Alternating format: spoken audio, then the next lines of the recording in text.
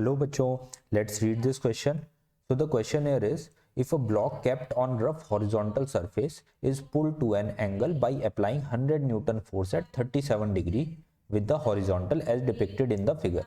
Find the force of friction acting on the block given that mass of the block is 20 kg and coefficient of friction is 0.5. So देखो आपको क्या हो रहा है, ये एक ब्लॉक दिया हुआ है जो सरफेस पे रखा हुआ है, एक रफ सरफेस पे, और इनके बीच में जो आपका कोफिशिएंट ऑफ फ्रिक्शन की वैल्यू है दैट इज गिवन 0.5, और इस ब्लॉक का जो आपका मास है जो कि आपका नीचे की तरफ एक्ट कर रहा होगा mg, ये कितना है 20 kg मास है, mg आपका नीचे की तरफ लग रहा है, राइट। और आप इसको एक फोर्स से यहाँ पे पुल कर रहे हो, दिस इज योर फोर्स जिसकी वैल्यू आपको दी है 100 न्यूटन, और ये फोर्स हॉरिजॉन्टल से कितने एंगल पे लग रही है 37 डिग्री पे ये एक्ट कर रही है, राइट। अब इस सरफेस और इसके बीच में कुछ ना कुछ यहाँ पे फ्रिक्शन फोर्स एक्ट कर रही होगी क्योंकि ये रफ सरफेस है, तो इस फ्रिक्शन फोर्स की आपको वैल्यू बेसिकली कैलकुलेट करनी है। तो देखो अगर हम यहाँ पे इसका FBD देखें तो इसके ऊपर mg तो हमने ड्रॉ कर ही दिया है, f हमने ड्रॉ कर दिया, इसके अलावा यहाँ पे एक और जो है नॉर्मल फोर्स एक्ट कर रही होगी दैट इज n। ओके, सो की कॉन्सेप्ट इस क्वेश्चन में हमारा क्या होगा, the key concept will be calculating the friction force और फ्रिक्शन फोर्स का जो हमारा फॉर्मूला होता है F इज इक्वल टू कितना होता है म्यू इंटू एन, राइट। तो म्यू हमें क्वेश्चन में गिवन है और नॉर्मल हम फाइंड आउट करेंगे।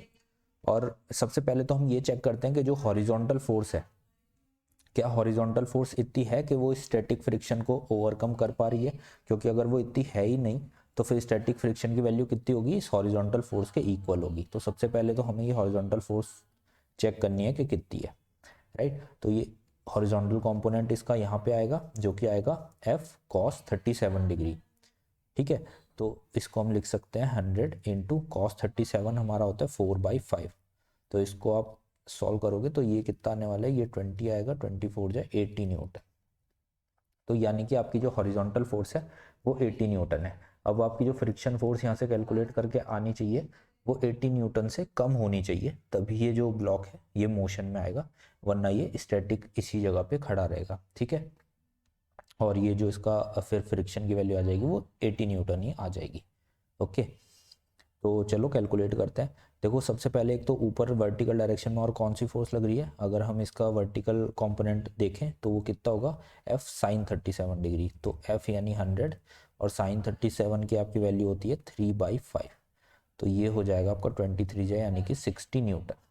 तो यानी कि ऊपर की तरफ आपकी एक तो 60 न्यूटन लग रही है और इसके अलावा एक आपकी नॉर्मल फोर्स लग रही है, ठीक है। तो यानी कि आपकी जो नॉर्मल फोर्स है प्लस आपकी 60 न्यूटन की फोर्स, ये किसको बैलेंस कर रही है, ये आपके mg को बैलेंस कर रही है। और मास आपका कितना है दैट इज 20 इंटू जी की वैल्यू, अगर हम यहाँ पे अपनी कैलकुलेशन ईजी करने के लिए हम यहाँ पे 10 रख लेते हैं, राइट। तो ये बेसिकली आपकी जो नॉर्मल फोर्स की वैल्यू यहाँ से आ जाएगी, कितनी आ जाएगी दैट इज